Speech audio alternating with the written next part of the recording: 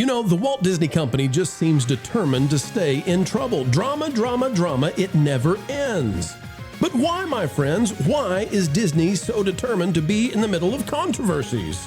Well, it turns out they could be making lots of easy money if only they would get away from programs like The View. Yet they refuse. And today we'll explain why. There's another horrible catastrophe for PR for the House of Mouse coming from Whoopi, Sunny, Joy, and the rest, and why it's in their best interest to cut ties with ABC's daytime talk show.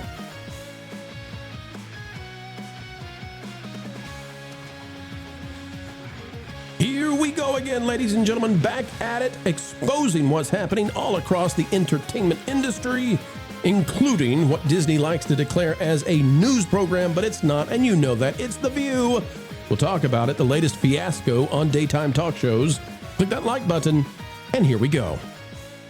Look out, Whoopi. Look out, Sunny. Look out, Joy. After being toyed about with the vice president of the United States, J.D. Vance, and battling against the FCC and asking their audience to battle for them, now they've been hit with a community note, which begs the question, are they news even in the first place? That part place covering this, Marvin Montenaro. The View has been hit with the next community note after spreading misinformation about, and you know what? YouTube doesn't like it when we say this name, so I'm just going to say Mr. Anthony, the case on Disney TV. Here we go. ABC's The View is facing backlash after a segment discussing the Anthony case was hit with a community note on X, with critics accusing the show's hosts of spreading misinformation about key facts surrounding the trial. The controversy erupted after The View posted a clip from the program discussing Anthony's conviction in the fatal deletion of Austin during a Texas high school track meet. In the segment, co-host Sunny questioned both the jury composition and aspects of the prosecution's case, making several claims that were later challenged by viewers and ultimately flagged through X's community note system. Here, folks, is the clip, and then we'll read the community note. This story has been, we've been following this, and so now there's new footage that has been released of the moments after high schooler Carmelo Anthony. We're going to skip that part. He was sentenced to 35 years in prison, which he's appealing. The case has a lot of people divided. Some people believe that race was a factor in the trial because there were no black jurors. They were all the 3 black jurors that were there were educators, and they were released. They were struck. For that. And some folks think, no, he got a fair trial. But is this a jury of his peers? All right, let's see the community note here. The View, of course, putting out that there for national consumption. Here's the community note. A, quote, jury of one's peers, unquote, does not require jurors to be the same race as the defendant, and black jurors were struck for race-neutral reasons. Mm-hmm. The individual who is convicted for having deleted another person weighed 162 pounds, not 130 pounds, and multiple black witnesses testified against him from under the tent. Yes, because they said that it was not a jury of his peers because there were no black people on it. They said that he was 130 pounds, which is categorically false. And they said that he was the only black person under the tent, in which there were multiple eyewitnesses that were called to the witness stand to testify against him who were black. So it's all just blatant misinformation. So if we go now to another tweet we've got here from Brooke Taylor, it says, yikes, the View hosts claim Mr. Anthony was the only black man under the tent. This is factually incorrect. In fact, many of the young athletes who testified on the stand and witnessed the deletion were black. At least 6 young black men, also one of the black jurors who was struck, told prosecutors he would, quote, have a hard time putting a brother in jail, unquote. So the deal here is for The View, and they've been hit with the community note now, it seems to me that what they're trying to do is actually incite another kind of Ferguson environment. They're trying to incite outrage where it seems like justice was correctly applied and served, and there's an appeal, and may the appeal find the truth and go from there. But Caro, I despise that Disney, the Walt Disney Company, is attempting to stoke the flames of racism where perhaps that does not belong. And they're trying to create a controversy where you can have people rioting again and all that kind of stuff. We don't want to go back to a summer of love. And here's The View putting out now what has been community noted. It is clearly false information. It's not that they have the wrong opinion, Caro. It's that they're promoting incorrect facts. I think we can all agree that The View, for as long as they've been around, like to have a salacious spin on something in order to get clips and comments and a number of other things. And I think what I find to be extremely remarkable is it doesn't matter how many times they get proven wrong or how many times they get sued for it, or how many times they have to stop the show to make a statement to correct something that was said before a lawsuit will come in. They still continue to do this. And then these wonderful women on this show will have the audacity to cry online about how they're being suppressed while dabbing their tears with $100 bills. I find this behavior to be honestly atrocious. I also think that at this point they're so disconnected from what they should be doing and doing what they think that should be, like what it should be done. It's like they feel like they're campaigning a cause that they don't actually understand. And I mean, the fact that Whoopi is the one that's leading this conversation is not missed on me. So if it had come from somebody else on the panel, I might have said that there was a more neutral spin on it, but it came from her. And she spun it the way she wanted it to be done, because honestly, this is her shtick right now. She likes to stir up this stuff. It was her and it was Sunny Hostin, and they both are like that. They are both 100% like that. And Sunny Hostin should know better because she's supposed to be the legal expert on the panel. She's not a legal expert. She didn't even pass the bar test. And on top of that, when she made the claim that Athena was always black because she knew history, the book that she cited has actually been academically proven wrong for a number of years. Yep. That's not surprising. Yeah, she is. Sunny is the one that also, the main picture on the article is her having to read a a correction on the air, and she just had the biggest stink face on.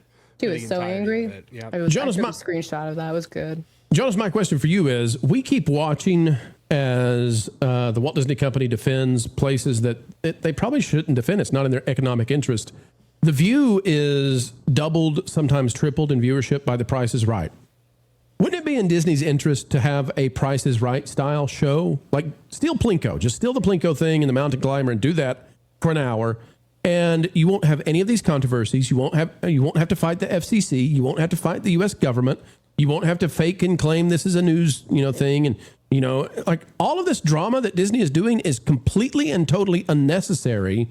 And these women put them there week after week after week for a show that has weak ratings. Why do they do this, Jonas? It's a fascinating thing. I think about this, and I originally thought that it was a joke suggesting Rosie O'Donnell is going to take over for Jimmy Kimmel. I honestly thought that was a bit. Is that actually happening? It's happening. It's part of the time, yeah. So Kimmel is taking off basically the entire summer. And so there's a number of people that are replacing him. And for one of the stretches, it's going to be Rosie O'Donnell.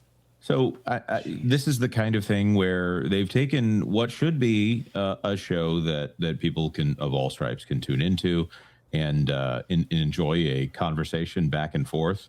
And all it is 5 or 6 of the same exact perspective, which is not interesting for the most part. They're not pushing against the media narrative, which would be interesting.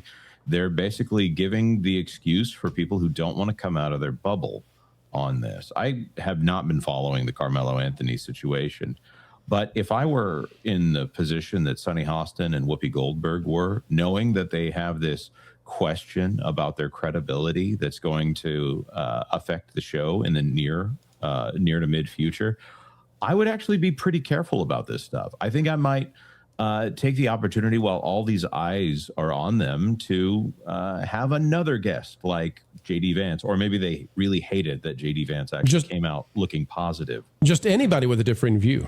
Right. What's it? Hasselbeck, about Elizabeth? Yeah, not bad looking blonde girl who is apparently conservative that they had on Jonas, you're about a decade behind. Elizabeth Hasselbeck was been gone from The View for a long time. They're talking about bringing her back, though. Elizabeth Hasselbeck just did a guest spot where she came in and she filled in for one of the panelists, and it was a disaster. And forgive me, I don't watch The View outside of when it becomes relevant to this show. So. Shocking, you say? Shocking. And yes, The Price is Right is a better show. 8 days a week compared to The View. So that's right. I am forced to watch The View and Jimmy Kimmel more than anyone in our organization. So, Blaine, why does Disney decide to defend these kinds of things instead of just make money? Just make things that are popular and don't get into controversy, whether it's Mark Ruffalo or Jimmy Kimmel or The View. Why can't they just, they're the Mickey Mouse company, Blaine. What are they doing? Well, that's the thing is, I mean, it's kind of like we were talking about earlier. It seems like the entire company has been kind of commandeered by people who want a specific thing, and they do not care what scraps of the company are left by the time they are done with it. And because it is repeated behavior. And what's wild is that I guess that it's at the point like they just think that they're too big to fail. But as we're seeing, they're continuing to fail, and the value of the brand and everything they own is continuing to go down, and it is not stopped. And so I think, I guess the big question is, like, at what point do they stop thinking that they're too big to fail and get the people out that are causing this brand destruction? Because that's very evidently what it is, because this is not how a company behaves that is supposed to be standing on the ideals and things that they initially claimed to stand on. Is it worth it to lose your ABC licenses to defend The View? That's the question. Like, is this really worth it? And especially when these are factually incorrect things that they're doing. It's not they have the wrong opinion. They have the wrong facts. It's just flat out incontrovertibly untrue what they're doing. And I would tell Wall Street, and I would tell investors, and I would tell Josh DeMarlo, the CEO of Disney, you got a Dana Walden problem. She was all right for a while, but Dana's in charge. She's very political, and she is going to be a bigger and bigger problem the longer this goes. There is no reason to be dealing with this kind of stuff. You could be making money instead of defending The View. You know, when you stick around for the entire video, it really does help the channel, and we're so appreciative of that, ladies and gentlemen. Imagine that you would stick around and hear everything we have to say. The studio is glistening because you're listening each and every day. If you're not yet subscribed, well, you should be. And click that like button. Until the next time, keep learning, keep growing, and as always, keep having fun.